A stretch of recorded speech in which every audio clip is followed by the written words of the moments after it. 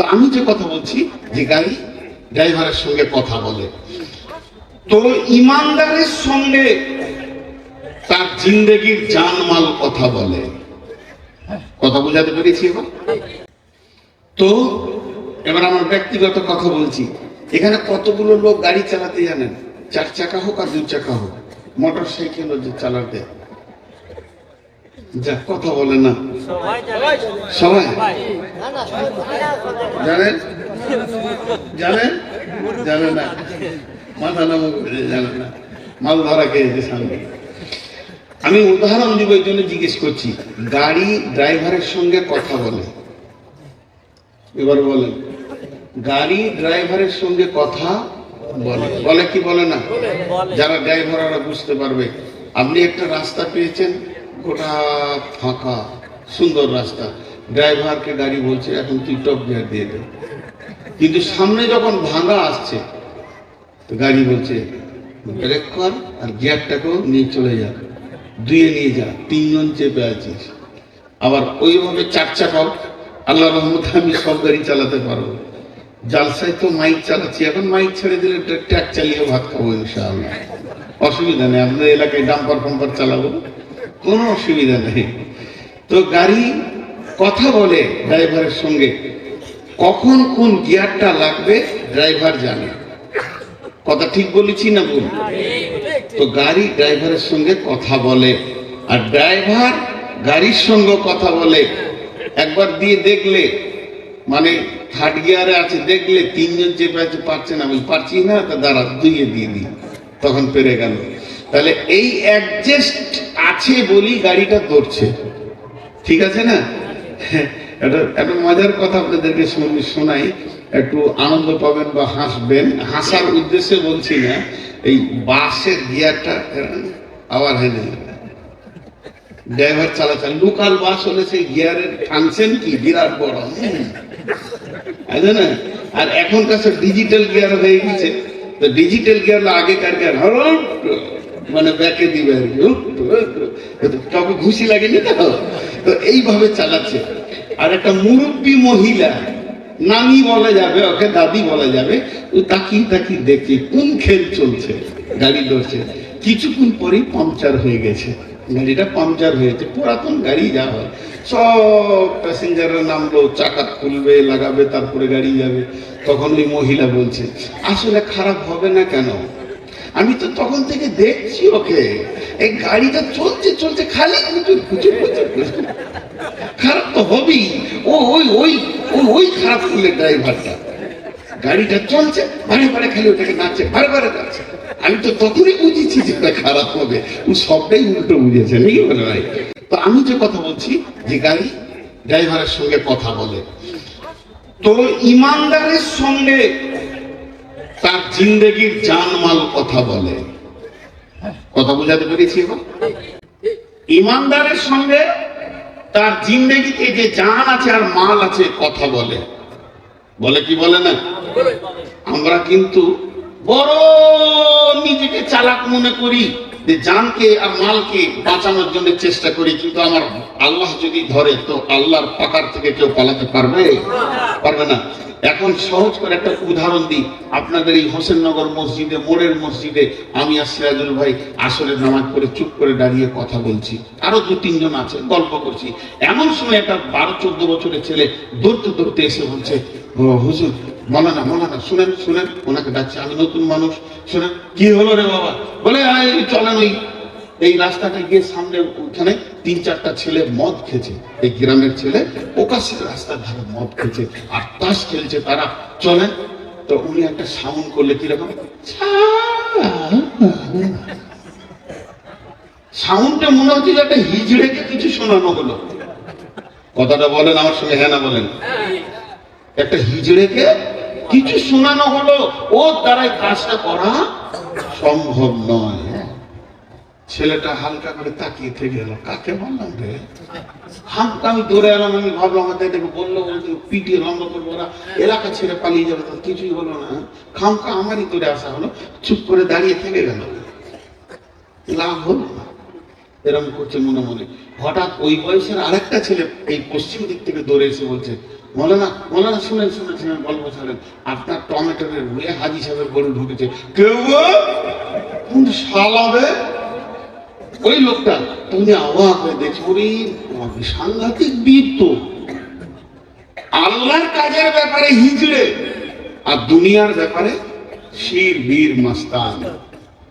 তোমার গিয়ার বুঝিয়েছে সে এখন কত নম্বর গিয়ার লাগাতে হবে, আর আল্লাহর ব্যাপারে তোমার গিয়ার বুঝে আসছিল না। জি, এইটাই আপনাদেরকে আমি বুঝালাম। আল্লাহ তাবারক ওয়া তাআলা বলছেন, শুনে নাও, একটা পূর্বের ঘটনাকে কোরআনে তুলে ধরেছেন আল্লাহ। হযরতে দাউদ আলাইহিস সালামের জামানায় মাছেরা খুতবা শুনতে আসতেন। হযরতে দাউদ আলাইহিস সালাম বললেন, হে আমার কম, তোমরা মাছকে ধরে খাইও না, একে যদি খাইয়ে নাও আল্লাহ নারাজ হয়ে যাবে। তারপরে তারা তো মাছ খাবেই, ছাড়বে না। তারপরে তারা বলল, হযরতে দাউদ বললেন, হে আমার কম, খবরদার তোমরা ওদেরকে খাইও না। তখন জুমাগত শনিবার দিন তোমরা খাইও না, ওদেরকে জুমার খুতবা শুনতে দাও, ফিরে যেতে দাও। এরপরে তোমরা যখন প্রয়োজন হবে নদীতে জাল মারবে, মাছ ধরে খাবে, তোমাদের জন্য হালাল।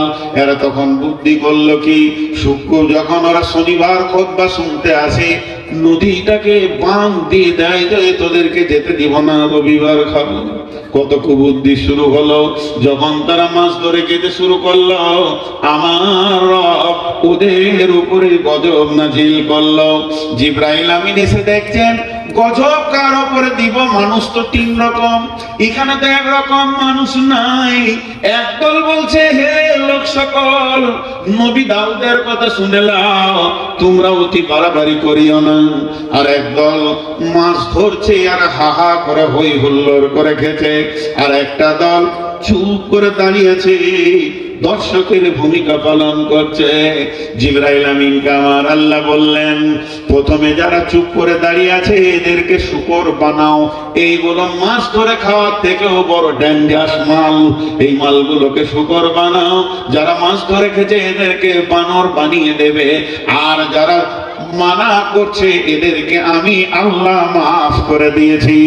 বন্ধুরা আমার, খুব মনোযোগ। তাহলে আমার জিন্দেগিটা কোন জায়গায় লাগাবো? জালসা করে বলতে হচ্ছে আজকে হেফজি মাদ্রাসায় টাকা লাগবে, জালসা হচ্ছে, কত বড় লজ্জার কথা। আল্লাহ তাবারক ওয়া তাআলা বলছেন, মুমিন তোমার কি বিবেকের চেতনা নাই? একবার খুলিটাকে অপারেশন করে বহরমপুরে দেখে এসো, তোমার চিন্তা চেতনা আছে কি নাই? এখন কি লাগবে, কি কিনতে হবে, বিবির ব্যাপারে তুমি সচেতন আছো? কুল ইন কানা আবাউকুম ওয়া আবনাউকুম ওয়া ইখওয়ানুকুম ওয়া আজওয়াজুকুম ওয়া আশীরাতুকুম ওয়া আমওয়ালুন ইকতারাফতুমুহা ওয়া তিজারাতুন তাখশাউনা কাসাদাহা ওয়া মাসাকিন তারদাউনাহা। আটটা জিনিসের ব্যাপারে তোমাদের সচেতন পুরোপুরি রয়েছে। বেগুনের জমিতে গরু ঢোকার মতো সচেতন রয়েছে, এতটুকু তোমার চেতনতার অভাব নাই। বিবিকে কি লাগবে, মেয়েকে কি লাগবে, ছেলেকে কি লাগবে, বন্ধুকে কি লাগবে, আব্বাকে মাকে কি লাগবে, কখন কি দিতে হবে। আর ঘরটা বানিয়েছি তার প্রেম, মাল, মহব্বত, ব্যবসা বাণিজ্যে কখন কোন মালটা বেশি মানে মার্কেটে টানছে সেটা আনতে হবে।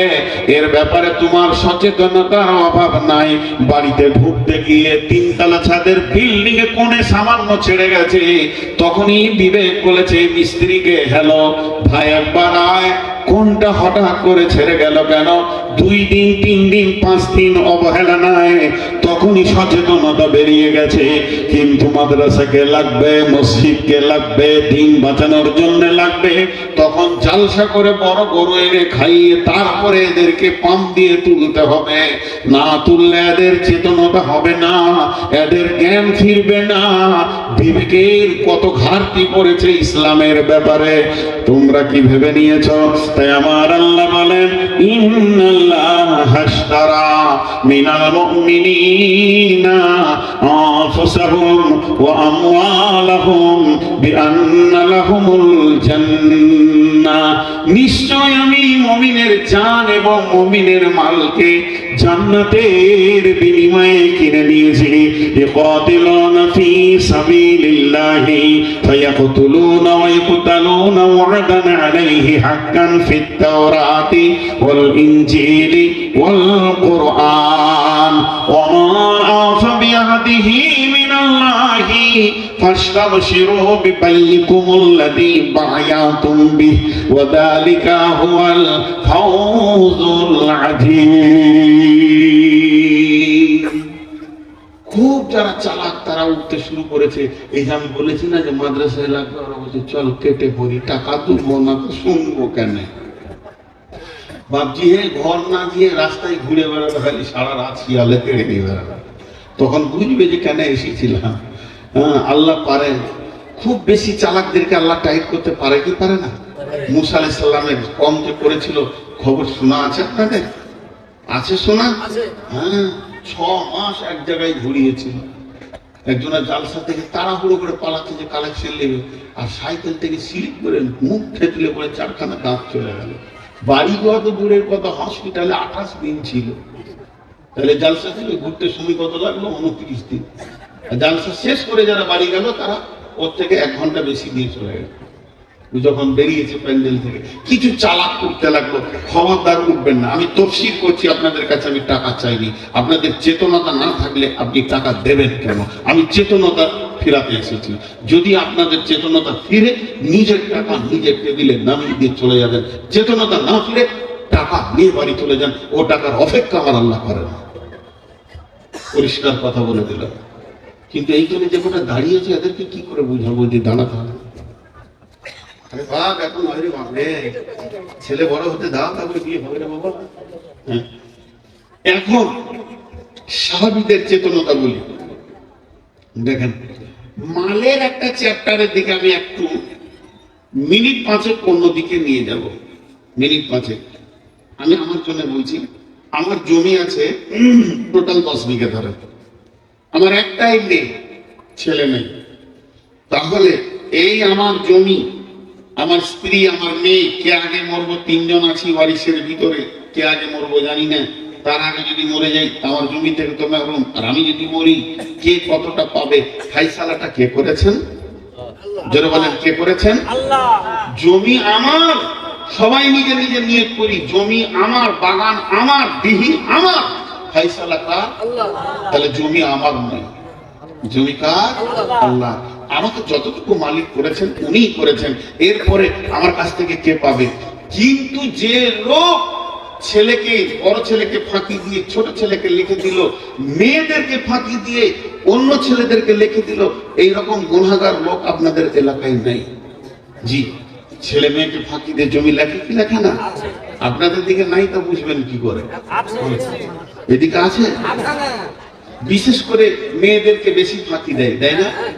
এই জন্য মেয়েরা খুব তাড়াতাড়ি জান্নাত যাবে বাপের ঘাড়ে পা দিয়ে, বাপ জাহান্নামে যাবে। এটা জেনে নেন। বদরুদ্দোজা নদভী, আমি নাম করে বলছি, একজন বড় আলিম, একটা জালসাতে উনি বলছিলেন, আমি শুনছিলাম রেকর্ড, যে কাউকে যদি পৃথিবীতে জীবিত জাহান্নামী দেখতে চাও তো যে জমি মেরাজকে ফাঁকি দিয়ে লিখেছে ওই লোকটাকে চোখ ভরে দেখে নাও, তোমার কোনো অসুবিধা হবে না। সে নামাজ পড়ছে, তেলাওয়াত করছে, রোজা রাখছে, জিকির করছে। ভাইয়া, উপায় নাই, উপায় নাই, উপায় নাই। আপনি যদি সাজদাই করে থাকেন কাবার চত্বরে গিয়ে, আর চোখের পানিতে যদি কাবার চত্বরকে ডুবিয়ে দেন, তারপরও উপায় নেই। ফাঁকি মেরে যে লিখেছে, এই 3-4টা কেসের আসামি। এখন আল্লাহ বলছে মাল আমার। তাহলে একটা ঘটনা শোনাই, সাহাবীদের চেতনা। বন্ধুরা আমার, আল্লাহ তাবারক ওয়া তাআলা বলছেন, আমার রাস্তায় তোদের প্রয়োজন হলে কতল হয়ে যেতে হবে, আবার প্রয়োজন হলে তুইও কতল করবি। ইকাতিলুনা ফি সাবিলিল্লাহি ফায়াকতুলুনা ওয়া ইয়াকতালুনা ওয়া'দান আলাইহি হাক্কান ফিত তাওরাতি ওয়াল ইনজিলি ওয়াল কুরআন। আমার আল্লাহ ওয়াদা করেছেন তৌরাতের ভিতরে, ইনজিলের ভিতরে, কোরআনের ভিতরে হুকুমগুলো একই আছে। এ ব্যাপারে খবরদার, মাল তোমার নয়, তোমাকে আমি রাখওয়াল বানিয়ে রেখে দিয়েছি। এই মাল তুমি কোথা কোথা খরচা করবে। ওয়াতাল মাল আলা হুব্বিহি দাবিল কুরবা ওয়াল ইয়াতামা ওয়াল মাসাকিন ওয়া বানাস সাবিলি ওয়াস সাইলিন ওয়া ফির রিকাব ওয়া আকামাস সালাতা ওয়া আতাজ যাকাতা ওয়াল মুফুনা বিআহদিহিম ইযা আহাদু ওয়াস সাবিরিনা ফিল বাসাই ওয়াদ দারাই ওয়া হিনাল বাস উলাইকা আল্লাযীনা সাদাকু ওয়া উলাইকা হুমুল মুত্তাকুন।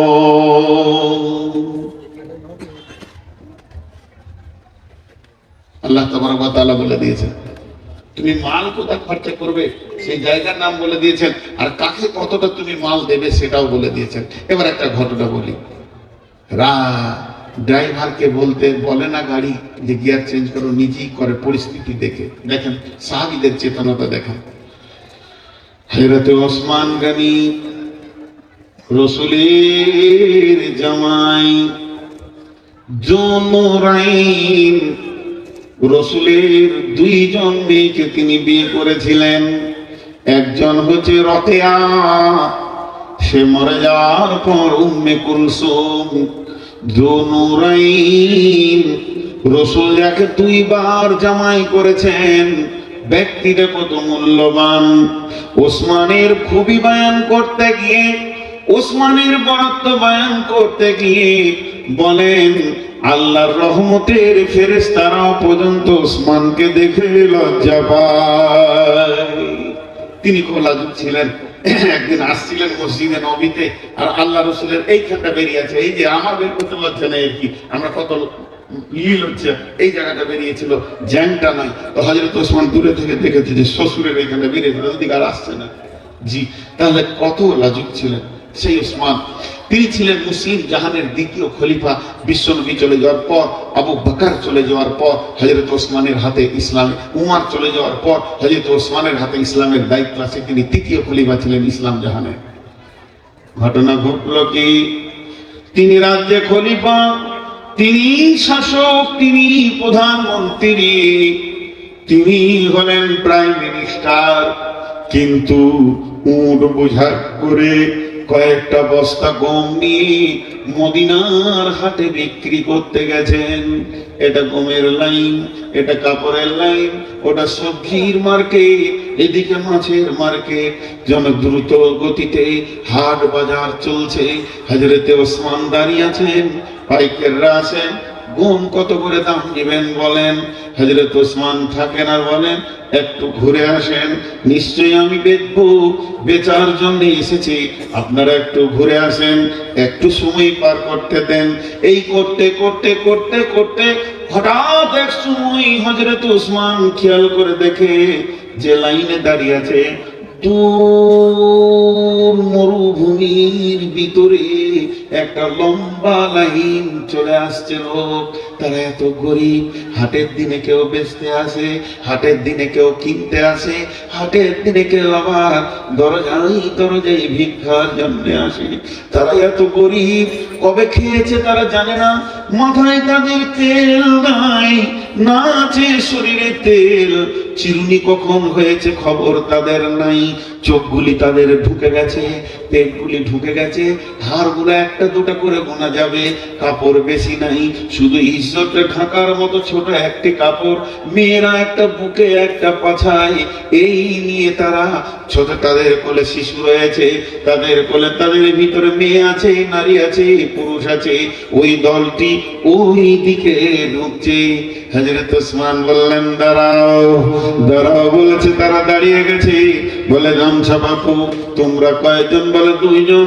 লাও গম লাও, যাও চলে যাও, তুমি পাতো তুমি পাতো তুমি পাতো। দিতে দিতে দিতে দিতে ঘুমটি সব শেষ হয়ে গেল। যারা বড় বড় ব্যাপারী, যারা উচ্চমানের মাল কিনে, তারা এসে বলছে, ওসমান রসুলের জামাতা, আপনি একটা খলিফা হয়ে কাজটা কেমন করলেন? তারা কত টাকা দিয়ে কিনেছে, তাদের পাছায় কাপড় নেই। আমি তো উন্নত মানে আমি মাল দিতাম, আমি উন্নত মানের টাকা দিয়ে এটা আমি কিনতাম, তারা কতই টাকা দিল।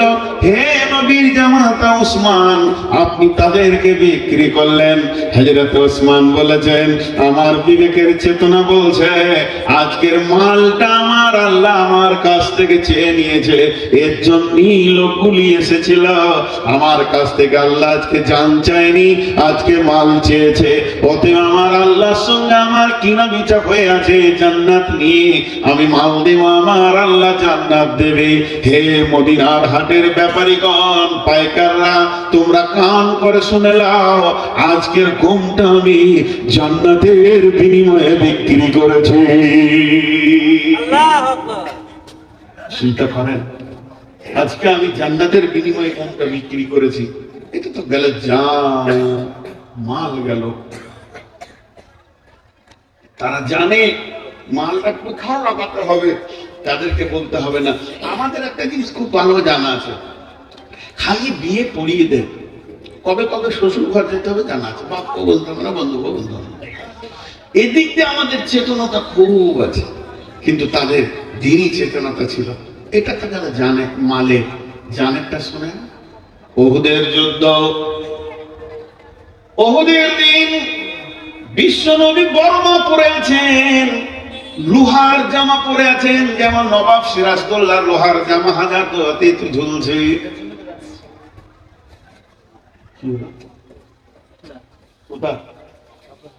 কেন এক কাপ চাই কেন দেওয়া? এক কাপ না, আমি খাবো না, কাউকে খেতে হবে। আর চা খালে আমি বন্ধ করে দেবো, খাওয়া দাওয়া হবে, তারপর সবাইকে দিতে হবে। মানে এতগুলো লোক একটা পাপ করে এসছে, আর স্টেজে যে কটা এসছে এই কটাই নুনের জন্য একদম জান্নাতুল ফেরদাউস আছে। ওর মাথাতে কি করে দিতে হবে? কেমন চেতনতা, ঠান্ডা লেগেছে তাহলে চা খাই ওদেরকে। আর যারা টাকা দিচ্ছে ওদেরকে বলছে তোরা 1 টাকা দিবে না, ঘর রাস্তায় চা খাবে না, ঘর এই টাকা আবার চায়ের দোকান করছে, ওইদিকে মার্কেট আছেই, আবার এই টাকা চায়ের দোকান করছে, এরা উঠছে না। একসঙ্গে বসেছি না ভাই, দূরে দূরে বসি, যার জায়গাতে বসবে তাকে তো কাদা করে ছেড়ে দেবে, ওর জালসা জীবনে করতে পারে। কি হলো এবার? ওহুদের দিন, যেদিন উহুদের যুদ্ধের ডঙ্কা বেজে উঠে, বিশ্ব নবী উহুদের ময়দানে পৌঁছে গেছেন। হযরতে তালহা, সাহাবীটার নাম হযরতে তালহা, রাসূলের দিকে তীক্ষ্ণ দৃষ্টিতে তাকিয়ে আছেন। বিশ্ব নবী যে বর্মাটা পরেছিলেন অনেক ওজন, অনেক ভারী, লোহার জামা পরে আছেন, হাতে পায়ে বর্মা, মাথায় লোহার হেলমেট। কিন্তু বিশ্ব নবী যুদ্ধ পরিচালনা করছেন, একবার ডান দিকে একবার বাঁ দিকে, শত্রু দল কোন দিকে, সাহাবীরা কোন দিকে গেলে বিজয়ী হবে, এই চাঞ্চল্য অবস্থায় রয়েছেন। এমন সময় বিশ্ব নবী একটা পাথরে উঠতে চাইছেন। যদি এই পাথরটাই উঠে যায় তাহলে মনে হয় আমি আরো কিছু নতুন জিনিস দেখব, নিশ্চয়ই পাথরটার উপরে ওঠার ব্যাপারে রাসূলের প্রয়োজন আছে। কিন্তু রাসূল খালি এক চান্সে অতটা পায়ের বের নিচ্ছে না, উঠতে পারছে না। মাঝে যদি একটা ছোট পাথর থাকতো, একটা যদি সিঁড়ি থাকতো, তাহলে পাথরে ওঠাটা আসান হয়ে যেত। হযরতে তালহা যখনই দৃশ্যটা দেখলেন, তালহাকে বলতে হয়নি, মাইক লাগাতে হয়নি, জালসা করতে হয়নি, তালহাকে হাদিস কোরআন দিয়ে বয়ান করতে হয়নি। তালহা বুঝে নিয়েছেন বিশ্ব নবী পাথরটাই উঠতে চাইছেন, নিশ্চয়ই কোনো কাজ আছে। তাই তালহা জিহাদের ময়দান থেকে দূরে গিয়ে পাথরের নিচে শুয়ে গেলেন আর বললেন, ইয়া রাসূলুল্লাহ, আমার বুকে পা দিয়ে আপনি উঠে যান। বিশ্বনবী তালহার বুকে পা রাখলেন আর বললেন, তালহা রে, তুমি নিজের জন্য জান্নাতকে ওয়াজিব করে নিলে। এই বলে পাকে পা দিয়ে পাথরে উঠলেন। বন্ধুরে, তালহাকে বলতে হয়নি। এবার তালহা চারিদিকে তাকিয়ে দেখছে কোন দিকের অবস্থা কেমন। এমন সময় দেখছে জাবালে রুমার ভিতরে বেঈমানরা তীরন্দাজ 100-150 জন উঠে গেছে, রসুলকে লক্ষ্য করে তীর রেডি করে ফেলেছে। আল্লাহর নবী খেয়াল করেনি, হযরতে তালহা রসুলকে ব্যাট দিয়ে ধরে নিজের পেছনে করে নিলেন এবং একটা পাথরের পাহাড়ের গোয়াতে ভরে দিয়ে গর্তের মুখে দাঁড়িয়ে গেলেন আর বললেন, ইয়া রাসূলুল্লাহ, খবরদার আপনি বের হবেন না, আমি তালহা যতক্ষণ এখানে দাঁড়িয়ে আছি। বেঈমানরা তীর মারতে শুরু করেছে, তালহা বুকের উপরে তীর নিতে শুরু করেছে, দুই হাতে ব্যারে, কখনো এধারে কখনো এধারে, এইভাবে তীর নিতে নিতে 180 খানা তীর তালহা খেয়েছে।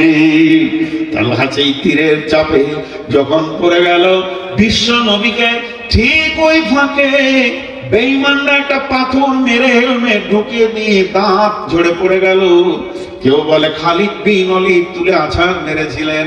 বিশ্বনবী বেহুশ হয়ে গেছে, হযরতে আলী ঢালে করে পানি আনতে গেছেন, আর ফাতেমা রাদিয়াল্লাহু তাআলা আনহা খেজুর গাছের পাতাকে পুড়িয়ে দিয়ে ছাই করে রসুলের ক্ষত জায়গায় লাগানোর জন্য ব্যস্ত। এলান হয়ে গেল মুহাম্মদ মারা গেছে। মুনাফিকরা তো এলান করে দিল, সঙ্গে সঙ্গে যাদের স্বল্প ঈমান ছিল, যেমন কিছু লোক উঠে চলে গেল মালের কথা বলাতে, ওইভাবে কিছু লোক ময়দান ছেড়ে পালিয়ে গেল। চারিদিকে হই হুল্লোড় লেগে গেল। হযরত আলী এলান করলেন, হে মদিনার মুসলমানেরা, কান করে শোনো, নবী মুহাম্মদ সাল্লাল্লাহু আলাইহি ওয়াসাল্লাম জীবিত আছে, এখনো পর্যন্ত হুঁশে আছে। এমন সময় হযরত আবু বকর দৌড়ে আসছেন, দুইখানা হুক রসুলের এখানে ঢুকে গেছিলেন। সেই হুক দুটোকে বের করার জন্য হযরতে আবু বকর রসুলের দিকে দৌড়ে এসে একটা রসুলের হাতে মাথায় হাত আর একটা গর্দনে হাত রেখে দাঁত রেডি করেছে, ওটাকে টেনে বের করবে। তালহা তীর খেয়ে রক্ত ঝরা বৃষ্টি নিয়ে ওই অবস্থায় বলছে, ভাই আবু বকর, তোমাকে আল্লাহর কসম দিছি, ওই তীরটা তুমি, ওই হুকটা তুমি আজকে বের করার হক রাখো না। আমি রসুলের খিদমত যখন শুরু করেছি, হে ভাই আবু বকর, আমাকে শেষ পর্যন্ত রসুলের খিদমতটা করতে দাও। আল্লাহর নবী আবু বকরের মাথাটা সরিয়ে দিলেন। তালহা হুটুরে এসে ছটুরে এসে রসুলের দুইখানা মুখ কেটে বার করলেন। এরপরে তালহা পড়ে গেলেন। উহুদের যুদ্ধে তালহা মরেনি, উহুদের যুদ্ধে আল্লাহ তাকে মওত দেয়নি, ক্ষত তার শেষ হয়ে গেল, তিনি জীবিতই ছিলেন। বহুদিন পর তালহা যখন পৃথিবী থেকে বিদায় নেয়, তালহা যখন পৃথিবী থেকে চলে যায়, আল্লাহর নবী দাফনের কাজে ছিলেন। রসুলের আগে তালহা বিদায় নিয়েছেন। দাফনের কাজ, কাফনের কাজ যখন শেষ হয়ে গেল, তখন বিশ্ব নবী লম্বা কবরে দাঁড়িয়ে দোয়া করলেন তালহার নাম। খালি ছোট্ট করে একটা কথা বলে দিলেন। কি বললেন? এ আল্লাহ, তালহা এতদিন আমার কাছে ছিল, আজকে আমি তোমার কাছে জমা দিলাম। হে আল্লাহ, তুমি তোমার বন্ধু হাবিবের, তুমি তোমার বন্ধু হাবিবের, তোমার আখিরি পয়গম্বরের একটা দরখাস্ত তুমি শুনে নাও। যেদিন ইসরাফিল সুর ফুঁকবে, আমার তালহা কবর থেকে যেদিন হাসরের মাঠে উঠবে, ওই দিন তুমি আমার তালহাকে দেখে মুচকে হাসবে, আমার তালহা তোমাকেও দেখে হাসবে। কখন হয়েছিল? যখন বিবেকের চেতনা ছিল, যখন আমার কাছ থেকে জান চাইছে। ইসলাম, আল্লাহ আল্লাহ আমাকে বলছে তখন জান রেডি কর, তখন এই চেতনাটা ফিরেছিল। কিন্তু এই দোয়াটা তখনই পেয়েছে। আমাদের চেতনা নেই। আমাদের দুনিয়ার ব্যাপারে খুব চেতনা আছে, দুনিয়ার ব্যাপারে আমাদের চেতনতার অভাব নাই। আমাদের চেতনতার অভাব হচ্ছে আখিরাতের ব্যাপারে, দ্বীনের ব্যাপারে আমরা অজ্ঞ হয়ে গেছি। আমাদের জান, আমাদের মালকে আমরা আটকে রাখতে চাইছি, কিন্তু হালাকে তা নয়। যেটুকু নেবার আল্লাহ নেবেন।